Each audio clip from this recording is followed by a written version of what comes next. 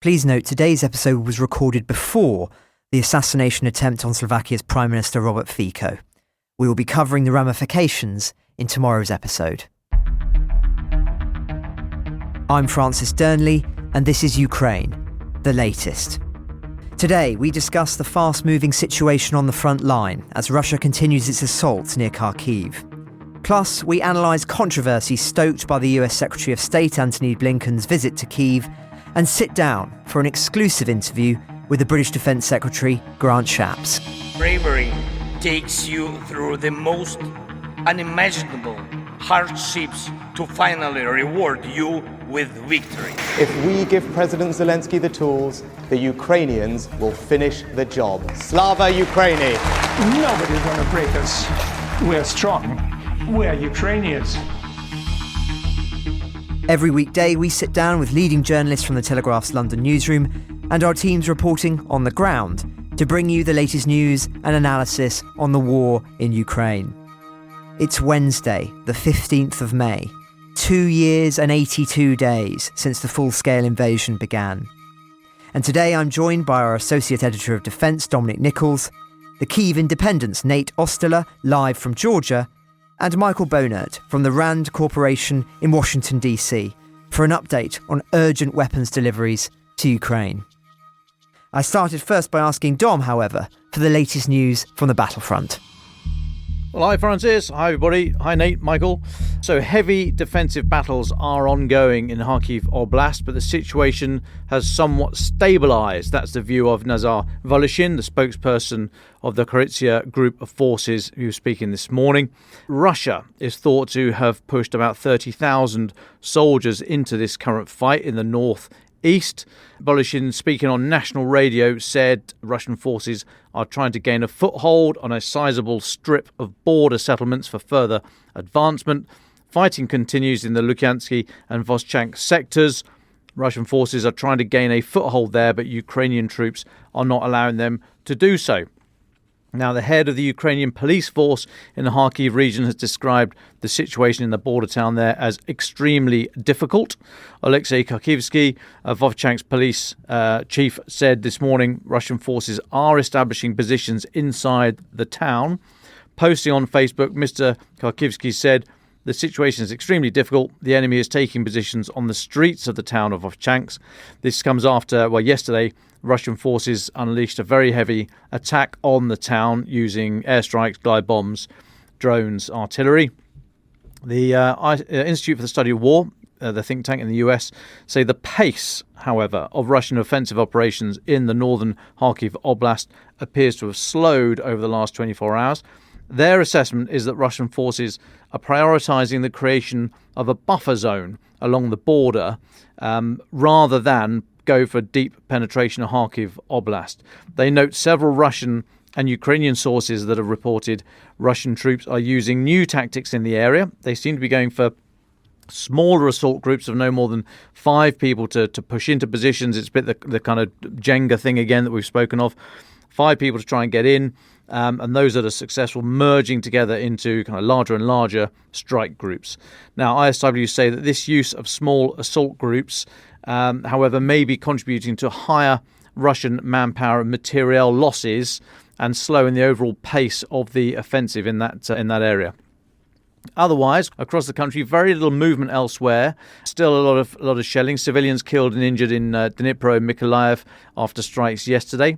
On X, President Zelensky has said to increase protection against Russian terror, our air defence must be strengthened, including by expanding the fighter jet coalition and expediting training and delivery. We know what capabilities our partners have. Clear political decisions are needed.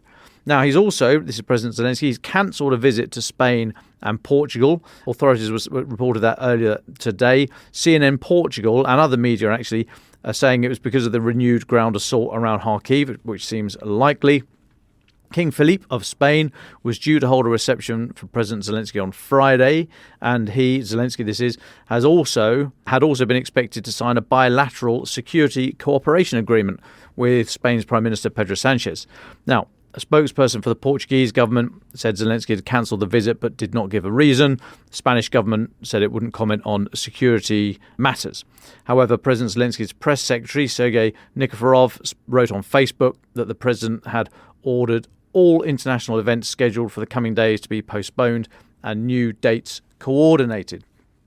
Elsewhere, Ukraine's state-owned grid operator speaking yesterday, said that emergency power cuts will be introduced following Russia's recent assault across the country's energy infrastructure.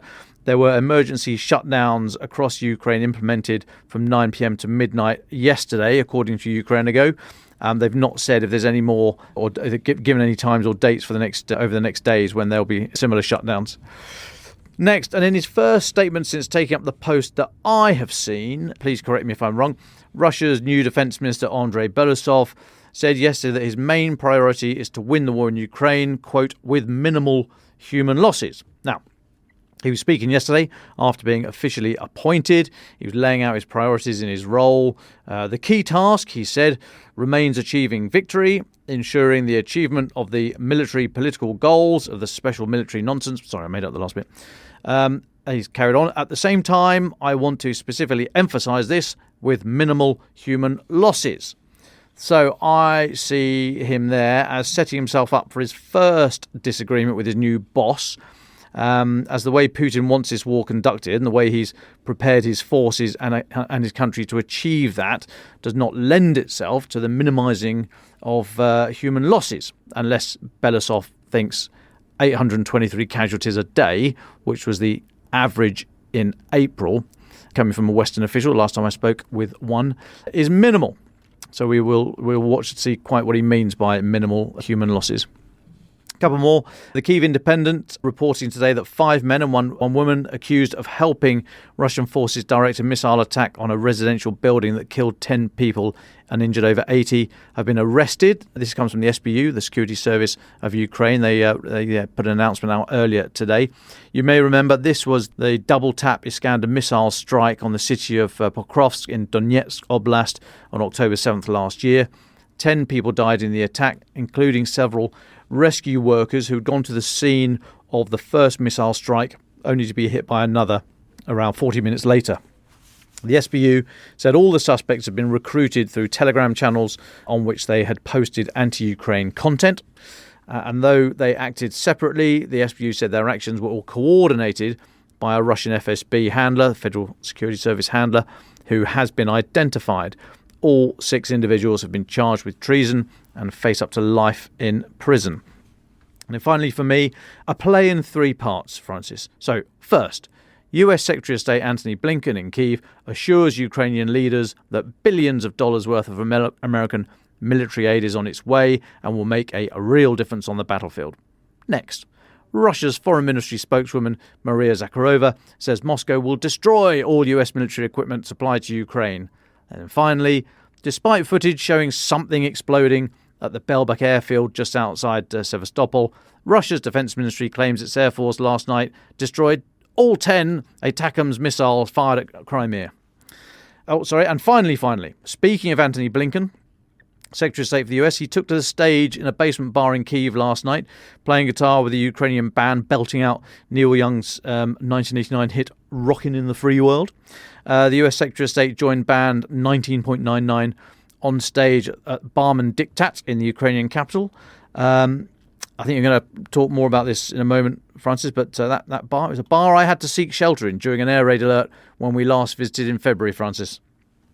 Thanks, Dom. Before I dive into the political section, it is worth saying that Antony Blinken's performance has really divided opinion. While some view it as an effective way of expressing support for Kyiv visually, for others, including many Ukrainians, it's tone deaf given the seriousness of the situation at the front and the half-hearted nature of American support in recent months.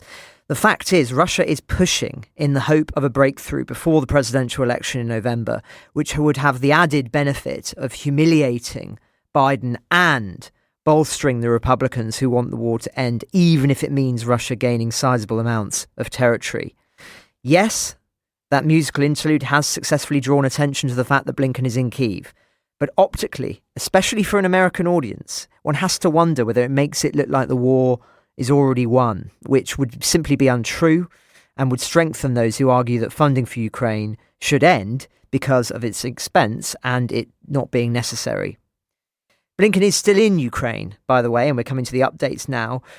He visited a grain depot this morning, praising Kyiv's incredible adaptation and saying that before 2022, Ukraine had been one of the breadbaskets of the world and still remains that. So to quote him in full, getting the Black Sea corridor open again and moving the Russian Navy out, finding new routes or expanding old ones like the Danube, like land crossings, and all of that has been the result of Ukrainian determination and ingenuity, but it's also been the result of support that Ukraine's received from the United States.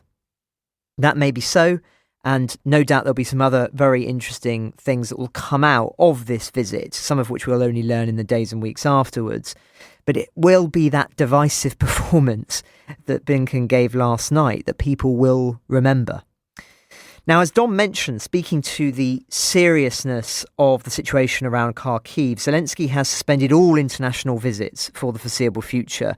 We're in a precarious moment indeed, as Ukraine awaits the ammunition and weaponry it has been promised, and more on that with our guest Michael shortly. The response from Moscow to Blinken's visit has been predictably robust. Russia's foreign ministry spokeswoman, as Dom said Moscow will destroy all US military equipment supplied to Ukraine, something that also, of course, has implications for all of the other countries supplying weapons. We discussed yesterday the story that Estonia was said to be actively considering sending troops to Western Ukraine for non-combat roles in order to free up men at the front.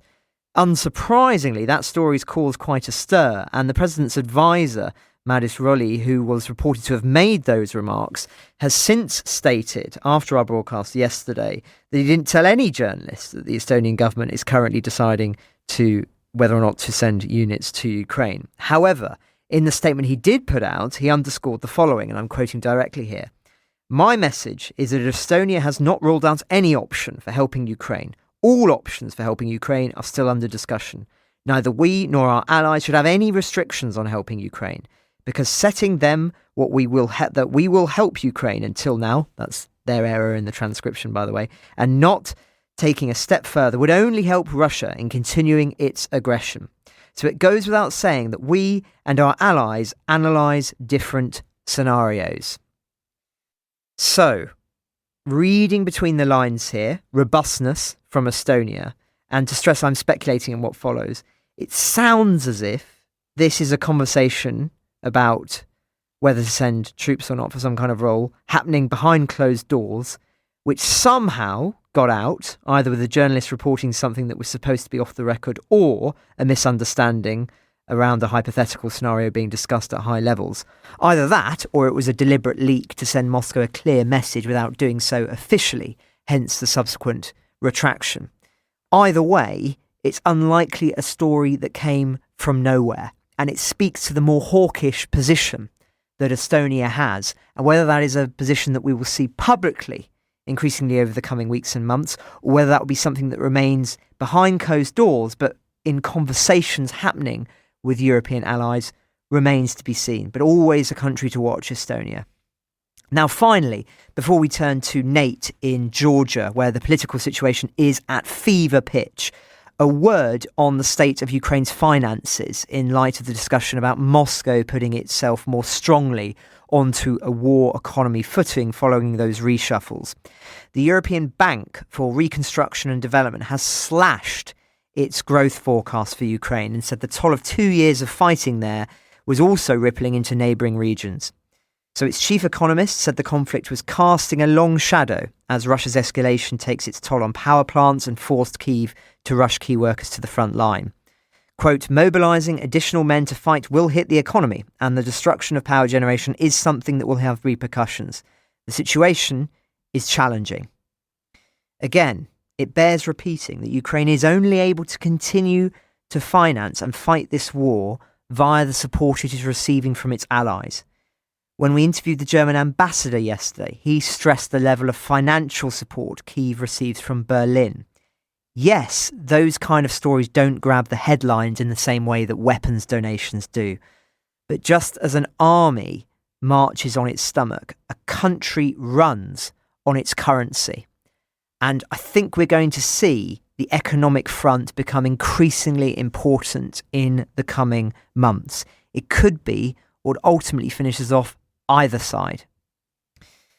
But before we take the temperature explicitly on Western weapons deliveries with Michael, which is as well equally vital, let's turn now to another major political story. We reported yesterday that the situation continues to be fraught in Georgia in the hours before the final vote on the so-called Russia bill, which took place last night.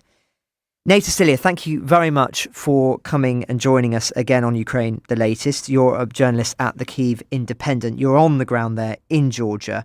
So first of all, what happened with that vote and what is the atmosphere there now? Well, thanks for having me again. As we know, the final vote happened yesterday, and it was approved by 84 members of parliament with 30 in opposition. It's not the final step of the legislative process.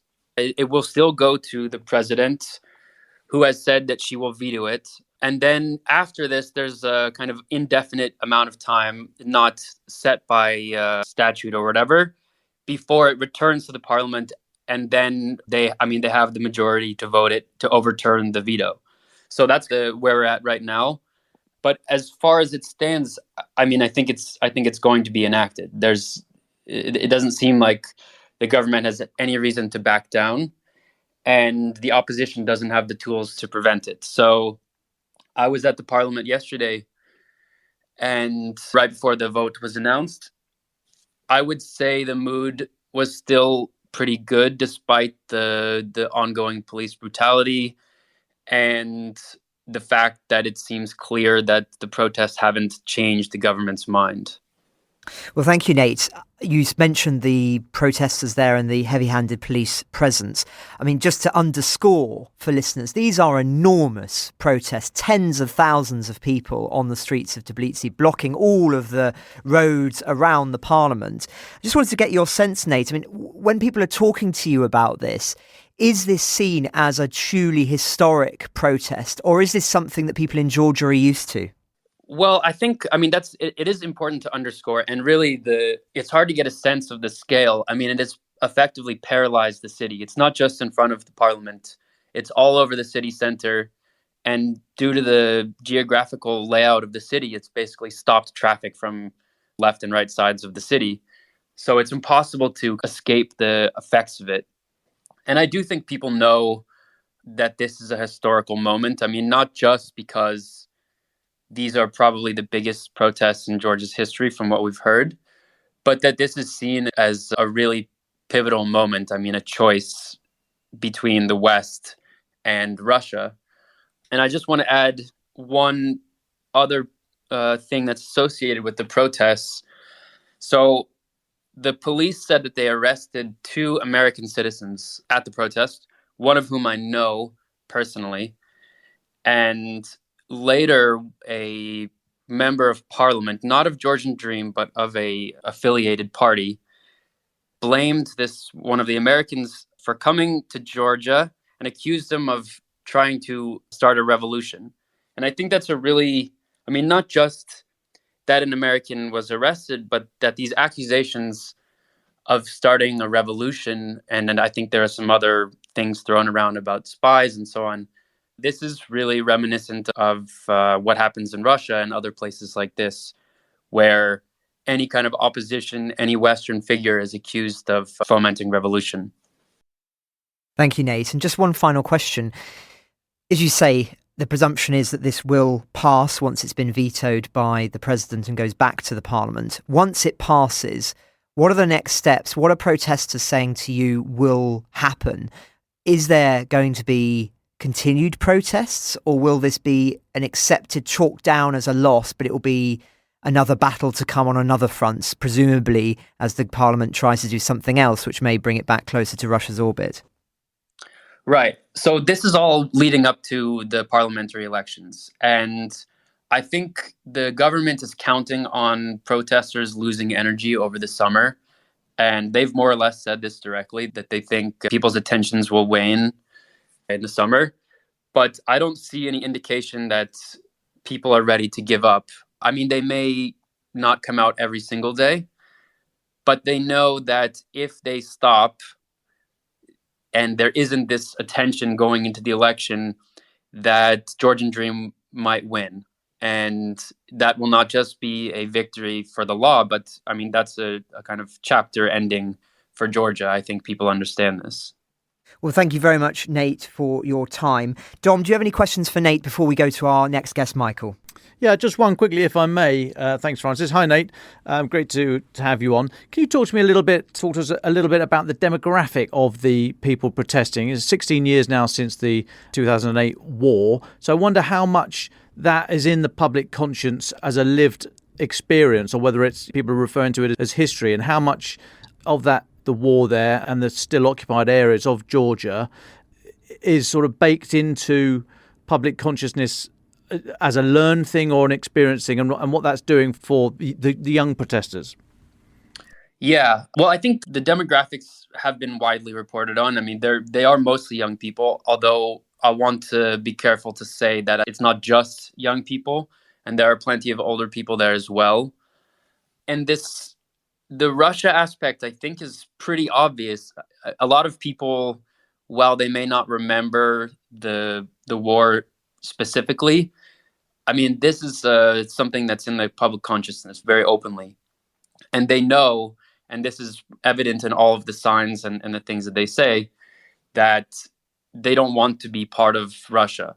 I think the government is, when you speak to journalists, they will say that it's not so obvious that the government is necessarily pro-Russian per se.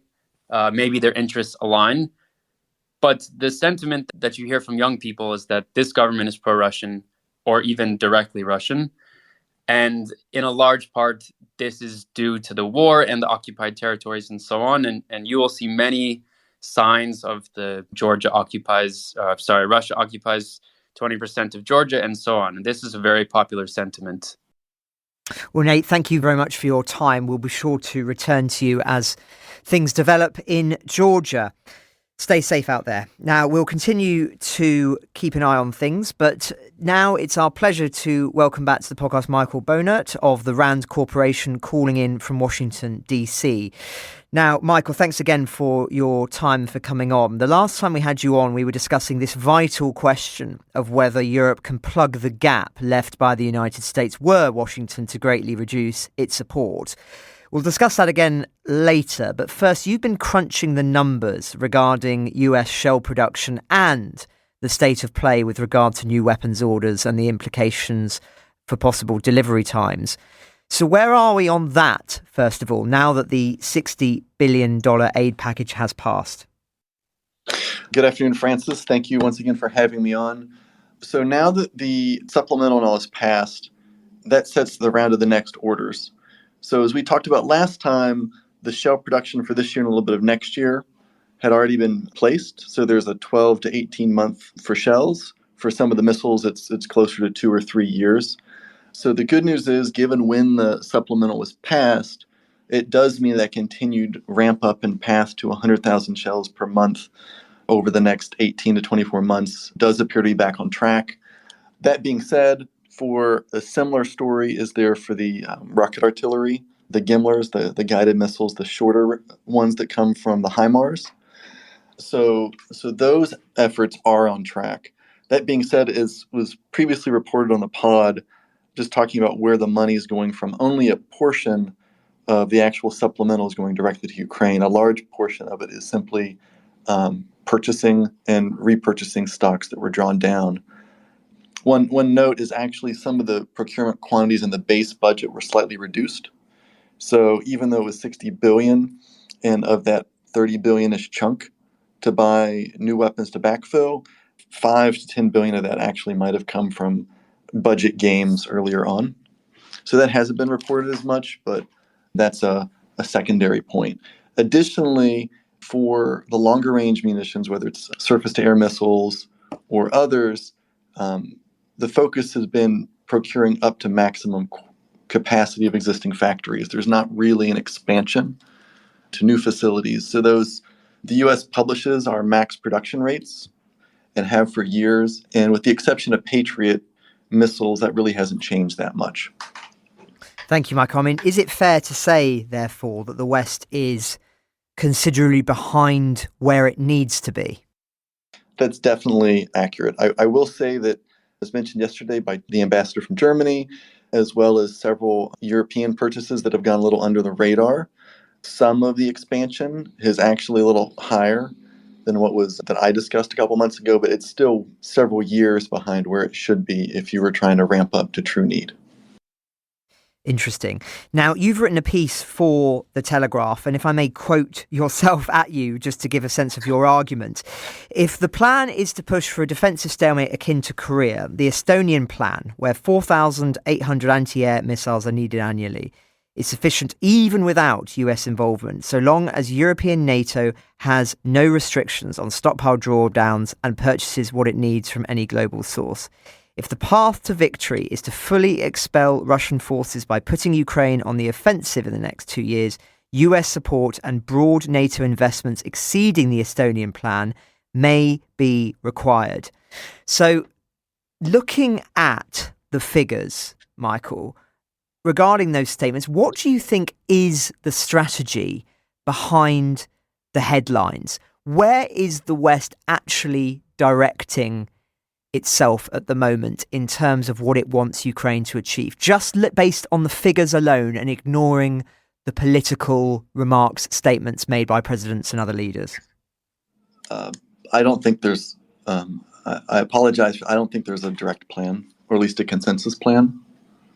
At this point in time, I haven't really seen anything that has demonstrated there's a true consensus on a theory of victory or how much support is necessary. I don't mean that just from public, there's not a significant correlation or sharing amongst allies about where, I realize we have these lines of effort, but outside of artillery production, there really haven't been stated goals that align or a clear theory of victory that appears to be articulated.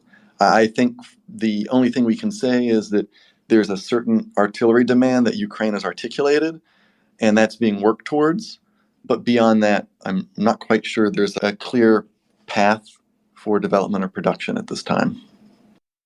And just one final question from me before handing over to Dom, who I know is champing at the bit to ask questions as well. The Czech plan, of course, was widely discussed, and it's unifying Europe on an approach to shells and other weaponry. How successful has that been in terms of mobilising Europe in the way that Ukraine requires? So I will say this, for the Czech, I have not seen at what the actual rate of deliveries are. That being said, we have seen beyond governments, even citizen groups contributing, such as the Slovak group, where they raised money to directly support and purchase shells. I do think the Czech initiative is a way to help because it is an avenue to purchasing from international stocks. So that definitely helps. And I talk in my piece, this global sourcing to bridge the gap, given that while Macron and others have wanted to focus on a kind of a European-focused production, the Czech initiative has allowed from these global stocks that are able to bridge the gap. So that actually, I think, is very positive as it's being implemented now. Michael, hi, Dom here. Thanks so much for joining us here. A couple of questions, if I may. Francis has somewhat stolen my sandwiches on that last one, but I'll plough on anyway. These 8 capability coalitions that the external supporters of Ukraine have set up, based around the Ukraine Defence Contact Group, the Ramstein initiative, if you like. How effective are they? I look at them and I see good words being said, and you've got Petro Pavel talking about finding a load of artillery rounds on the open market. But of course, politicians love to demonstrate energy and activity and momentum and drive and purpose and a plan. And I just wonder if this is actually a coherent plan that's doing something and all knitting together in a coordinated fashion, or just a bit of, or too much political theatre. I'll say this. I've not seen anything that really shows there's a coordinated plan. I will say that it does appear that some individual nations, some suppliers like MDVA, etc., for air defense are significantly ramping up production, as are IRIS-T. However, one of the issues that I don't think has really been addressed or talked about, most munitions productions in the West are in locations where people don't live. So there's a fundamental personnel issue of actually producing and ramping up production, just because you have to get the workers, and then if you want to build new factories, actually making that happen. And I haven't seen really any discussion about, no kidding, building additional capacity. And so until we really see commitments to put production either in larger population centers near larger cities, like Iris Tea is made in a city, in a town in Germany of 20,000 people. So it's not just that for some of these production lines of effort that it's paying the money, it's also going to be a lot of effort at the human coordination side that has to be going concurrently. And I'm not seeing anywhere where there's discussion of building new factories near Berlin or London or other population centers where you can draw on to ramp up production, which will likely be needed, or efforts to actually bring people to where factories are in some sort of temporary housing setup. So there's a lot more than just saying we want to build this and we want to place contracts. There has to be a lot of broad sort of whole of government efforts that I don't see any evidence that there's really been major consults with. It doesn't mean they don't exist, but there hasn't been any public discussion of any of those secondary downstreams of waiving and streamlining, permitting, procuring spaces, none of those sort of downstream industrial base efforts. So until I really see literal earth moving on the ground, it's still somewhere in that discussion phase, vice the contracting and true ramping up phase. Yeah, and as we were chatting there, Peter, thanks, Peter, for getting in touch. He reminds me the Weimar Triangle Initiative. This is Poland and, oh God, who is it? Germany, Lithuania? Forgive me. But I mean, things like this sort of, some countries seem to be coming out of the blocks quicker than others in trying to talk up the defence industrial base. And I wonder how much of that is actual work or more for domestic consumption. Wondered if you had any thoughts on that. I mean, what I will say is some of the ramp ups that we're seeing had actually started earlier. So, for instance, Poland had already started working to ramp up to produce UK missiles in Poland somewhat prior to the war. And so some of these industrial investments are already coming online anyway. So some of the efforts that we're seeing that are manifesting actually have been in play for several years. So that's the other part here that it's hard to divine, is what we're seeing. Is it just long leads that have already been in the works, similar to some of the Franco-Italian joint projects looked like they had been in the works prior to this. So I think the other part is what is being counted as part of the initiatives vice was already being in the works for years. So a little bit tangential, but another gauge. Thanks. And Peter reminds me, it's France, Poland, Germany in the Weimar Triangle. Thank you. Next, our colleagues over on the Telegraph have started a new daily podcast. God knows where they got that idea. But the Daily Tea started this week, and we had David was on yesterday talking about updating where the war is at the moment in Ukraine. But Camilla Tominey, our colleague here, was talking about how when she chatted recently with Michael Portillo, former Defence Secretary in the UK, and he was very firm in his view that after this supplemental, there will be no more big money, big supplementals coming from the US, of whichever president gets in. Michael Portillo was of the view that this is it, 61 billion, and that's it. And Camilla said she was quite surprised how forthright he was in saying that regardless of how it goes out on the battlefield, that's it. Do you agree with that? I was a bit surprised at how strident Michael Portillo seemed to be. So I'll say I can't speak to U.S. politics, both because Rand is nonpartisan, and while I'm in the Beltway a lot, I'm actually at a satellite in Pittsburgh most of the time, out of the Beltway, and I'm not in the halls, so to speak. What I will say is, when it comes to munitions production, which really is the big question here, because there's a lot of stuff in storage, but new production, that tends to be the least profitable part of the defense industry, which most people don't realize. And so when it comes to defense contractors asking and lobbying for production, munitions always falls off the budgets, and always falls off because it's a large capital expense, and it's highly uncertain for long-term recouping value, where R&D is very high priority. And a lot of communities like R&D, they don't like munitions factories. And so I hate to pull up the U.S. has a very lobbying focus, but if you don't have there's two sides of this. One side is there's the political moral support. The other is that broader defense industry support. If they're not also pushing, that might also affect long term. So it's not quite your answer, because I'm not going to speak to the politics of Democrats and Republicans, but from a broader U.S. political perspective, there aren't as strong of drivers as there might be for other initiatives. Well, Mike, thank you very much for your time. I mean, it's very concerning what you're saying in essence, which is that whilst politicians are talking a big talk about the $60 billion aid package, the initiatives within Europe, the reality is that when you're actually looking at the figures, you're looking at what is being done, that it is nowhere near as transformative and profound as we may have been being led to believe by the rhetoric. So my final question is that fair? And if so, what needs to be done realistically if we are to see the changes on the munitions front that would see a profound shift on the battlefield in Ukraine's favour? So, from what I've seen, I think you've characterized it well. Really what it comes down to is we have to see new factories produced. I laid out different lines of kind of effort in my piece, and those numbers are what they are. And for most factories are at their max production rate now, and they're run that way in peacetime for efficiency.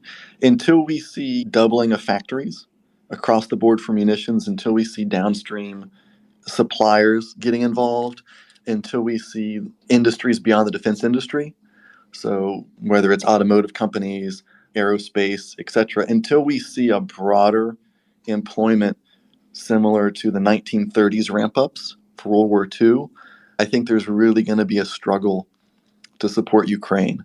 I mean, I gave timelines of 2 years based on kind of the Estonian plan, where that's a minimum amount of time it takes if you throw everything at the problem to ramp up production. So that's really what I would expect to see, whether on the European side or the US side. I mean, the good news is that some countries seem to be more willing to do this ramp up than others, but we really need to see, frankly, new factories getting built. And until we see groundbreaking, it's really hard to see how there's any direct path to these munitions that are needed for Ukraine. Well, thank you very much, Michael, for your time. Always fascinating to hear your perspective. And that article that you wrote for the Telegraph, we'll add a link in the show notes. So we'll come back to you, Michael, shortly for your final thoughts, and Nate too. But Dom, first of all, what have you wanting to lead our listeners with? Yeah, thanks, Francis. So I note that in the last couple of minutes, Viljar Luby, who's the ambassador to the UK from Estonia, has just tweeted or copied a post from his Foreign Affairs Ministry saying that Estonia has just voted to approve the law to seize frozen Russian assets. It needs to go through the president, I think. Can't see the tweet right now, but they've taken a massive step forward, and it looks like that's going to go through. Now, that might be the first one of these kind. It'll be interesting to see if that's a sort of domino effect from there. But yeah, the first country to vote to seize Russian assets and use the money for Ukraine. Separately, I would say I had an interview, or we interviewed yesterday, the pod, Francis and I interviewed the British Defence Secretary Grant Shapps here. That's going out later as a pre-record. It will go on the podcast. So have a listen to that later if you're here on the live. Otherwise, if you're on the podcast, just hold your breath for a couple of minutes and it will be on. We spoke about Ukraine. We spoke about the new amphibious ships that Britain's getting. They're not new. They announced them 2 years ago, and it's not 6, it's only 3. But apart from that, it's all good news. We talked about that. We talked about the effect it's going to have on the Royal Fleet Auxiliary, the civilian merchant marine, who currently crew the logistic vessels, how they're going to be happy, or will they be happy, being put more obviously in harm's way. They won't. We spoke about that. And I also asked him about the ongoing inquiry here in London, Afghanistan inquiry into alleged extrajudicial killings by British Special Forces in Afghanistan. So all that to come in a very quick, he could only give us about 17 minutes of his time, but a very quick whistle-stop tour with the British Defence Secretary, and that's coming up on the pod later. That's it for me. I'm hosting tomorrow, so everyone grab your lucky rabbit's feet and we'll go for it. And I will speak tomorrow. Johnny, great to see you. Stay safe, mate. Thanks very much, Dom. So let's go next to Nate. What do you want to leave our listeners with? Yeah, so I think the West and especially the US really has an an important role right now to actually make some concrete actions to show Georgian government that this is the wrong path. And I'm not talking just strongly worded voices of concern, but like sanctions against Ivanishvili, sanctions against other members of parliament that voted for the bill. And this is what the Georgian opposition wants to see. And I really hope that that's something that happens soon. Well, thank you very much, Nate. And Michael, the very final words for today. Just something that, is there's been discussion of at what point NATO troops have to be on the ground. What hasn't been talked about is when Russia had complete air control with no surface-to-air missiles to stop them, they carpet-bombed Mariupol. We have videos of that. The Telegraph has videos of that. A concern that I do have, and we're going to see from Kharkiv, is as air defenses shrink, what Russia is going to do to punish citizens. And there might be a point where Ukraine might be holding on the ground, but Russian air is attacking civilians heavily, much more so. And it's not just when might NATO troops have to be on the ground, but when NATO might have to protect in the air in a no-fly zone for humanitarian reasons. And these are the discussions that we have to have now, especially if the industrial base is not going to ramp up fast enough to protect individual or to enable Ukraine to protect its citizens and its troops. Over. Well, thank you very much, Michael. And I think you speak for many of our listeners when you say that. Proactiveness. So thank you all very much for your time today. A really interesting conversation on lots of different fronts. Thank you, Nate. Thank you, Michael. And thank you, Dom. As Dom says, he'll be back in the podcast tomorrow, but we'll be chairing it and I'll be in Dom's shoes. We will also be hearing from David Knowles, who is currently on the road on the way to Ukraine today and will be in Ukraine tomorrow. So some on the ground reporting from him, judging the mood in Lviv and other places. Coming up, Dom and I sit down with British Defence Secretary Grant Shapps. But before that, as Dom mentioned, The Telegraph has a new daily podcast called The Daily Tea, which David was interviewed for yesterday. The link will be in the description. For a frank and fearless take on the day's headlines, plus agenda-setting interviews with influential figures, do check it out.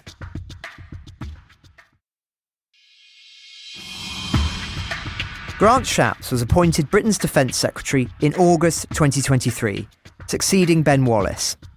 Previously serving in various cabinet posts, including Conservative Party co-chairman, Home Secretary, Business Secretary and Energy Secretary under Prime Ministers David Cameron, Boris Johnson, Liz Truss and Rishi Sunak, he is a familiar face in British politics. To discuss the situation in Ukraine and Western support, Dom and I interviewed him at Telegraph Towers. We get to Ukraine shortly into our interview, but Dom starts by asking him about Shapps' new announcement that the Royal Marines are to get up to 6 new ships enabled to launch drones and laser weapons as part of Britain's response to increased tensions provoked by the wars in Ukraine and the Middle East. This is our conversation. Secretary of State Grant Shapps, Minister for Defence in the UK, thank you so much for joining us today. Welcome to Ukraine, the latest. Thank you. So you made an announcement today, new ships for the Royal Navy / the Royal Marines, multi-role support ships. So the announcement was a couple of years ago, but you've confirmed today on the first 3 going into build. They are going to replace, I understand, the assault ships HMS Albion and Bulwark and the Bay-class logistic vessels. Can you tell us what the rationale is behind increasing the number of amphibious assault ships and just how wise is it to blur the roles of a regular Royal Navy crewed assault ship and a Royal Fleet Auxiliary civilian crewed logistic vessel? So, look, first of all, great to be on your cast. Secondly, I made that announcement today about these 6 or up to 6 multi-role ships. Come back to those in a second. It should say that was within the context of saying that we now have in design, build or construction, or actually many cases already coming off the line, 28 ships and submarines in total. So of all different sizes and shapes, frigates and the rest of it, submarines. So a big recapitalisation, a big increase for the first time in some time of the number of Royal Navy ships, and that's the context. Secondly, with regard to these particular ships, look, the world's changing, and we're seeing that actually both in the Black Sea, where we've seen the Black Sea Fleet, the Russian fleet, being sunk by essentially a ghost navy of the Ukrainians. And you're seeing a very different type of warfare at sea. Also in the Red Sea, where you've got the Houthis firing very inexpensive, by and large, drones and then shooting them down with ballistic missiles. This is a very asymmetric in two different ways there. What we're attempting to do with these multi-role ships is learn the lessons of all of that and say, actually, in the future, we can't be absolutely sure today exactly what kind of ship you'll require and exactly what kind of kit you'll require on it. This is more of a modular approach where you, for example, can take some service bays and use them for a lot of different functions. I just saw this on the Type 26 last week, HMS Cardiff, one of the 28 in build in Scotland, where the new way that the service bay operates there means they'll be able to take lots of different types of equipment in, possibly things which we haven't even invented yet, and use it in the future. Same with these multi-role ships. So we think that far from blurring the line, it actually increases flexibility, makes them more agile for any kind of warfare that comes in the future. And you're not concerned that the RFA, the Royal Fleet Auxiliary, is a civilian group attached to the MOD, essentially.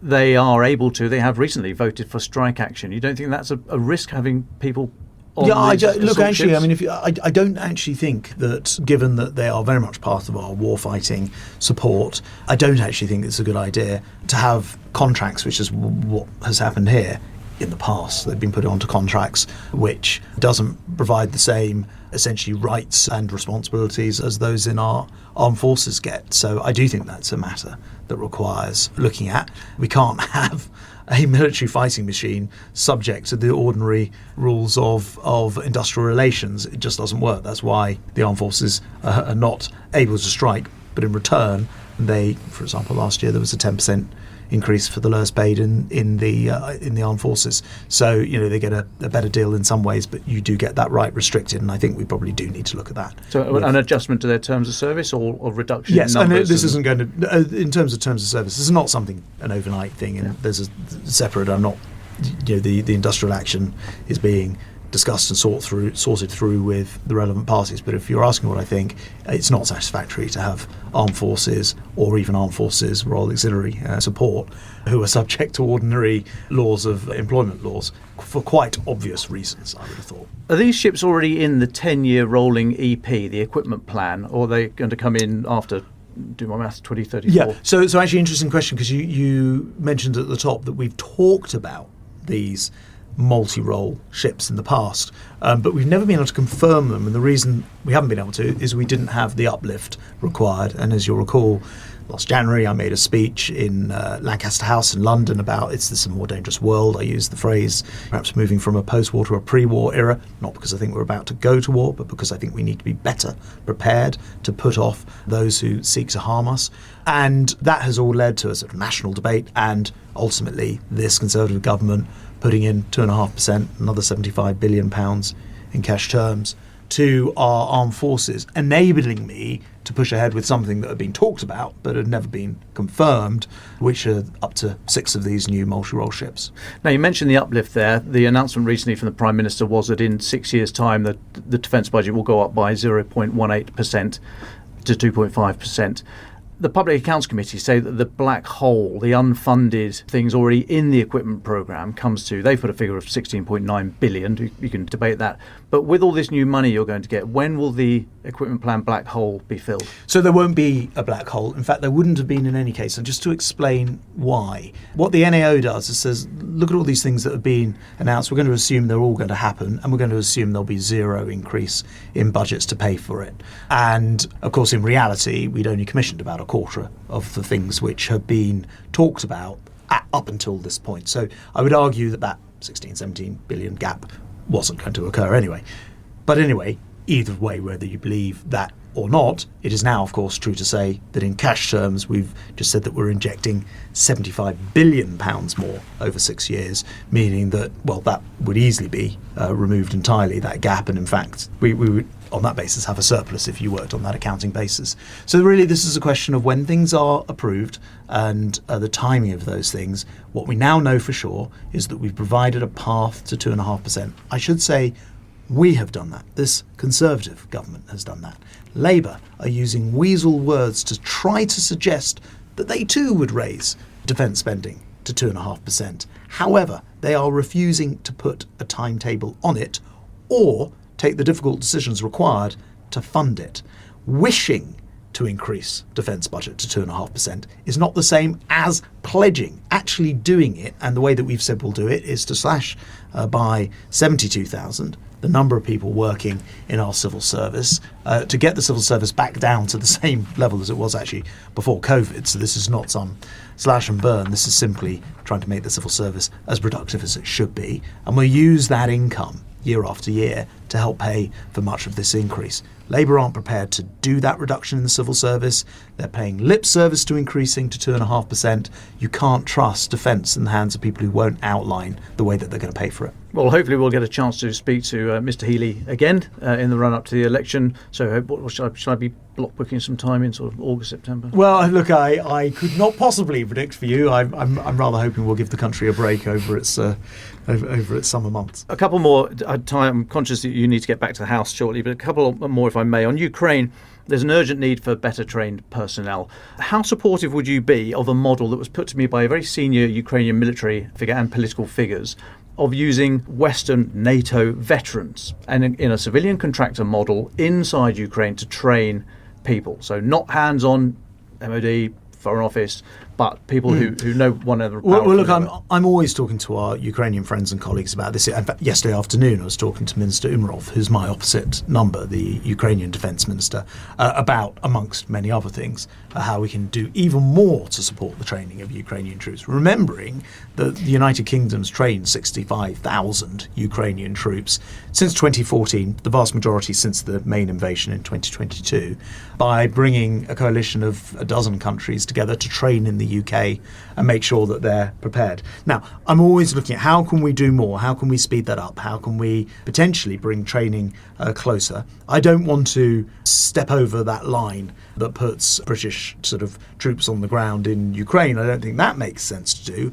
But what I do think is sensible is potentially moving training closer, and of course there may be other models that we could look at. Not something I would want to go into in detail currently, but I think what really lies behind all of this is our commitment to Ukraine is absolutely rock solid. I think the world took its eye off the ball, and we're seeing in Kharkiv and along the Eastern Front some of the implications of that. I think it's rescuable at this stage. Thank goodness we didn't take our eye off the ball. We kept increasing the amount of money going to Ukraine, not just because it's in Ukraine's interest, but it's in our own interest, and it's in the world's interest. And we mustn't allow the West or the civilized world to take their eye off the ball, whether it's training or providing munitions or overall signalling to Putin. That must never happen again. Now, Putin yesterday or the day before has just replaced his defence minister with an economist. It seems to be that the fact that he sees victory being delivered through outproducing Ukraine and its supporters.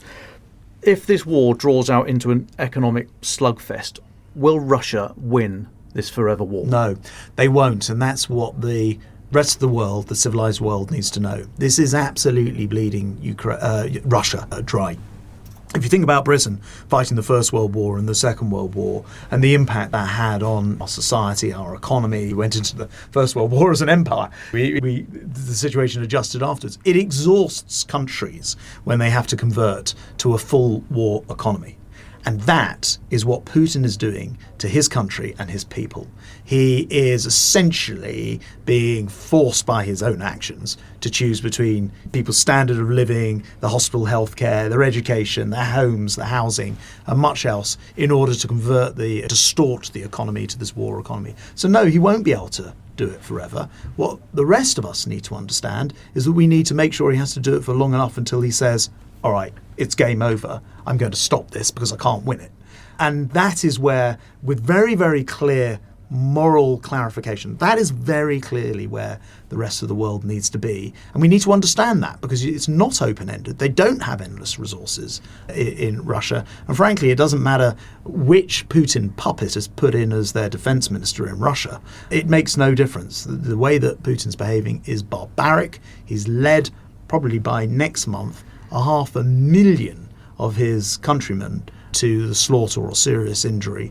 And for what? For one man's ambition to try and rebuild a greater Russia. And just finally for me, I won't ask you to speak about any specifics of the ongoing Afghanistan inquiry into alleged extrajudicial killings by British Special Forces, but how confident are you that the moral compass of the UK Special Forces group is rock solid and pointing in the right direction? Well, look, as you say, I can't comment on specifics other than to say, of course, it's now a long time ago and rightly needs to be fully investigated. And the best way to handle these things is to get the truth out there.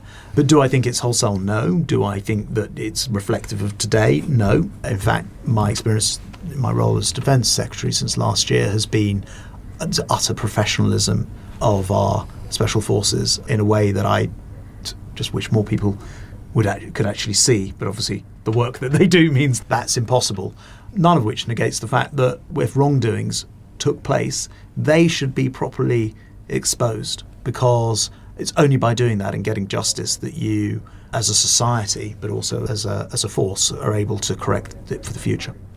Secretary of State, thank you very much for your time. Just two questions from me, both on Ukraine. You say that our support for Ukraine is absolutely rock solid, yes, as a country, but at the same time you say that we want to avoid a situation where there's boots on the ground. Obviously, President Macron has been talking about worst case scenarios in extremis, and then there might be a need for NATO, French or other coalition forces to go onto the ground in Ukraine. So what are our red lines in Ukraine? I mean, it's not surely conceivable now that if the worst were to happen and Putin were to make huge advances, that we could allow, say, the city of Kyiv to fall or other major cities. So where do we draw the line? Well, I'm not proposing, and I don't think it's likely that I will, boots on the ground in Ukraine. I don't think it's necessary either. What we need to do is make sure our Ukrainian allies are properly funded, properly trained, as we've been discussing, and have access to all the equipment that they need. And once you do that, you discover that actually we way overmatch the Russians as soon as you spend even a percentage of what NATO spends on defence. And of course, the United Kingdom is leading the way to increase that NATO spending as the second biggest spender other than the US, and by a country mile. As the NATO Secretary General said to me last month, Britain is the biggest military spender in Europe by a country mile. So what we need to do is actually we put our money where our mouths are. I think if all countries, and France included, were to step up to where the United Kingdom has been in terms of its support, Germany very much has done that, although they're helping more financially, we tend to be more forward-leaning. But if every country were to do that, then Putin would get the message pretty quickly he cannot win this war. So I don't think we need to reinvent new things to do. We all need to step up with at least the level of aid that Britain has given. Remember, I've just given the biggest ever single package of gifted equipment to Ukraine in the last 3 weeks, and we've just already had the biggest budget that we were providing for Ukraine at $2.5 billion, and I've added another $500 million, so now $3 billion to it as well. Every country just needs to do its bit, its part, and that's how we win, or help our Ukrainian friends win. You just mentioned Germany there. We've just had the German ambassador in, and I put to him that even if America were to continue providing the current level of support after November, which of course is not guaranteed, that would still probably not be enough for a Ukrainian victory as Kyiv perceives it, and indeed as we've promised to support it in. Does Europe get that, do you think, that even with America, Europe will need to step up? And if so, what more should we be doing collectively to arm Ukraine for what it needs? Well, last time I was in Kyiv, I literally stood in St Michael's Square and said, look, this is raising the alarm bells. This is putting the world on notice that we need to be prepared to step up, because particularly for those of us who live on this continent of Europe, the idea that we're going to allow Moscow to decide European borders through force, or Washington, D.C. to decide through support or lack thereof, and do it to our continent, to me is completely unacceptable. And I remember in St Michael's Square sort of making the point there that if we all say that we are willing this end of a Ukrainian victory, I think it's incredibly important, because Putin won't stop in Ukraine. He would carry on moving into a number of other countries, would be immediately vulnerable. Worse still, potentially, dictators elsewhere in the world would say, well, the West said it couldn't happen, and it actually turns out if you wait a couple of years and you keep pushing, it can. That is a terrible existentially bad message to send to dictators everywhere. So that must not happen. And I think the primary responsibility does fall on the shoulders of those of us who are closest to the action. Once again, it's extraordinary, the European crisis, which country steps up? Actually, the one in Europe which is furthest from the action in many ways, the furthest west. And, I think people can be very proud of what Britain's done and what President Zelensky has said to me more than once, which is without Britain, we may not still be in this war today. Secretary of State Grant Shapps, thank you very much indeed for talking to Ukraine the Latest. Thank you. Thank you. Ukraine the Latest is an original podcast from The Telegraph. To support our work and to stay on top of all of our Ukraine news, analysis and dispatches from the ground, please subscribe to The Telegraph. You can get your first 3 months for just £1 at www.telegraph.co.uk/Ukraine the Latest. Or sign up to Dispatches, our foreign affairs newsletter, bringing stories from our award-winning foreign correspondents straight to your inbox. We also have a Ukraine live blog on our website, where you can follow updates as they come in throughout the day, including insights from regular contributors to this podcast. We also do the same for other breaking international stories. You can listen to this conversation live at 1 p.m. London time each weekday on Twitter Spaces. Follow The Telegraph on Twitter so you don't miss it. To our listeners on YouTube, please note that due to issues beyond our control, there is sometimes a delay between broadcast and upload. So if you want to hear Ukraine the Latest as soon as it's released, please refer to podcast apps. If you appreciated this podcast, please do consider following Ukraine the Latest on your preferred podcast app and leave us a review, as it genuinely helps others find the show. Please also share it to those who may not know we exist. As the disinformation war ramps up, we are relying on your support more than ever. You can also get in touch directly to ask questions or give comments by emailing ukrainepod@telegraph.co.uk. We do continue to read every message. You can also contact us directly on X, formerly known as Twitter. You'll find our handles in the description for this episode. As ever, we're especially interested to hear where you're listening from around the world. Ukraine the Latest was today produced by Giles Gear. Executive producers are David Knowles and Louisa Wells.